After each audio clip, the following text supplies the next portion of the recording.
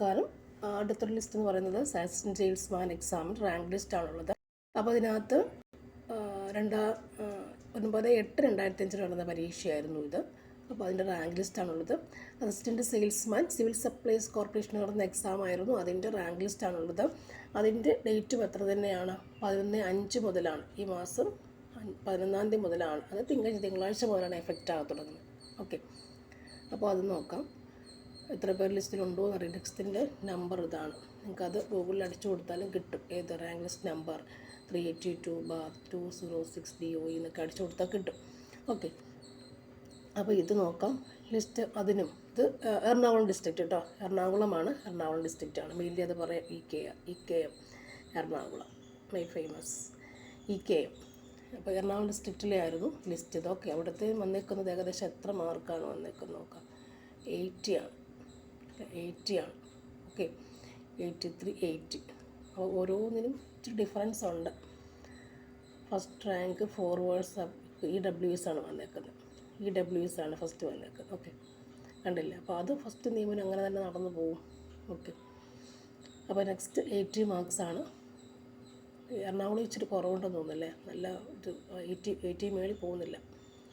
72 മാർക്സൊക്കെ വരിക. ഓക്കെ, ഇവിടെ വന്നിട്ടുണ്ട്. And Seena S Mohan 71. Okay, ഈ 71 മാർക്കുണ്ട്. 71. ഈ 71 വരുമ്പോൾ എന്താ പറയുക, ഏജ് കൂടെ നോക്കുക. അന്നേരം കമ്പാരിസൺ വരും. ഏജ് ഡിഫറൻസ് നോക്കിയിട്ടാണ് അപ്പോൾ നിയമനം കൊടുക്കുക എന്നാണ് എൻ്റെ അറിവ്. 70 നമ്മൾ 70.67, 70.33.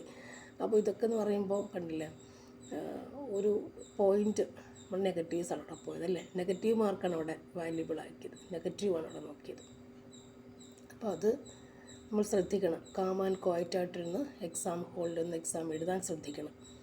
വളരെ സൈലൻ്റായിട്ട് നമ്മുടെ ഫോക്കസിങ് നമ്മുടെ പേപ്പറിൽ മാത്രമായിട്ട് നോക്കണം. അത് ശീലിക്കുക. ഉച്ചയ്ക്കാകുമ്പോൾ ഉറക്കം വരരുത്. ഉച്ചയ്ക്ക് എക്സാം എഴുതുമ്പോൾ ഉറങ്ങരുത്. ഉച്ചയ്ക്ക് ഉറങ്ങി ശീലിക്കരുത്. അപ്പോൾ എന്ത് ചെയ്യണം? 2 മണി മുതൽ ഉച്ചയ്ക്ക് ഊണ് കഴിഞ്ഞ ശേഷം ചെറുതായിട്ട് ഊണ് കഴിച്ചിട്ട് ഒരു 2 ആഴ്ച മുന്നേ മുതൽ ശീലിക്കണം. അങ്ങനെ എന്തെങ്കിലും ക്വസ്റ്റ്യൻ പേപ്പർ ചെയ്ത് ശീലിക്കണം, അല്ലെങ്കിൽ പഠിച്ച് ശീലിക്കണം. ആ സമയം നമുക്കതൊരു തലയ്ക്കതൊരു എന്താ പറയുക, ഒരു ജൈവ താളക്രമമുണ്ടല്ലോ, അതങ്ങനെ പോകും. 3 മണിക്ക് വെളുപ്പിനെ എണ്ണിക്കുന്ന ആൾക്കാരാണെങ്കിൽ നമ്മൾ ഓട്ടോമാറ്റിക്കലി 3 മണിക്ക് എണ്ണിക്കും. സോ അതേപോലെ തന്നെ നമ്മൾ ഈ 2 മണി മുതൽ പഠിച്ചു തുടങ്ങുകയാണെങ്കിൽ ഒരു 3:30 വരെയൊക്കെ ഇരിക്കുക. 4 മണി വരെ ഇരിക്കുമ്പോൾ നമ്മുടെ ബ്രെയിൻ ആ സമയം വർക്കിംഗ് ആണ്. ഓക്കെ, അങ്ങനെ ചെയ്യാം. അത് നമ്മൾ ഉച്ചയ്ക്ക് കിടന്ന് ഉണ്ട് കഴിഞ്ഞ് ഉറങ്ങണം എന്ന് ശീലിച്ചാൽ നമുക്കത് പറ്റില്ല. നമ്മൾ ആ സമയത്ത് കൂട്ടുക താനെ ഇടും.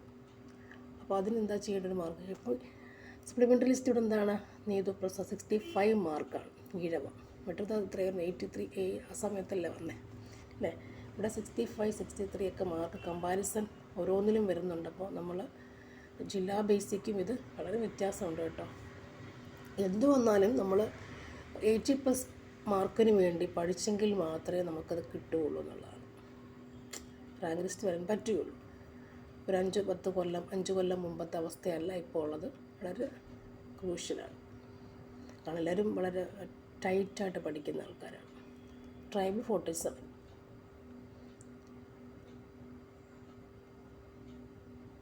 ദെൻ മുസ്ലിം 65 തന്നെ വന്നു.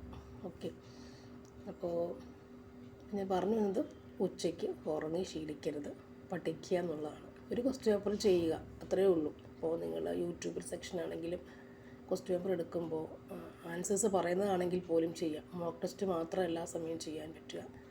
പഠിക്കുന്ന തല ഓണായിരിക്കുക, ബ്രെയിൻ വർക്ക് ചെയ്യുക ആ സമയം. അപ്പോൾ ഒരു 1 അവർ മതി. 4 മണി കഴിഞ്ഞ് നിങ്ങൾ റെസ്റ്റിംഗ് കണ്ടീഷനായാലും കുഴപ്പമൊന്നുമില്ല.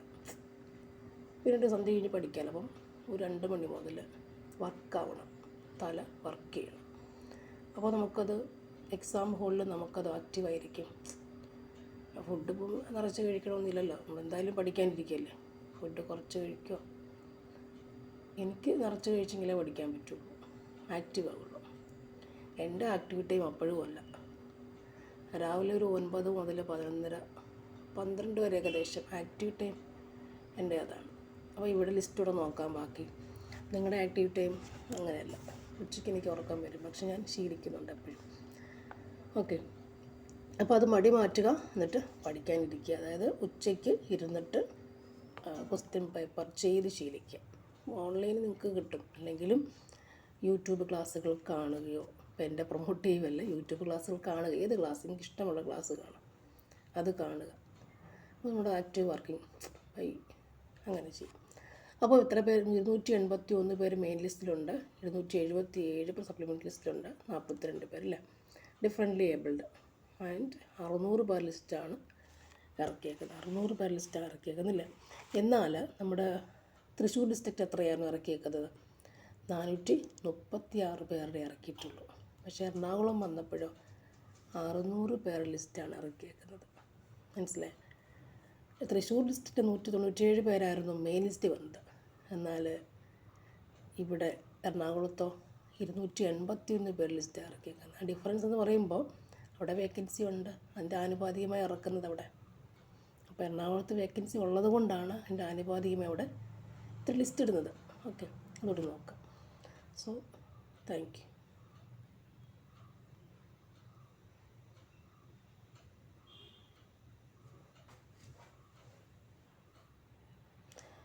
Okay, see you, all the best.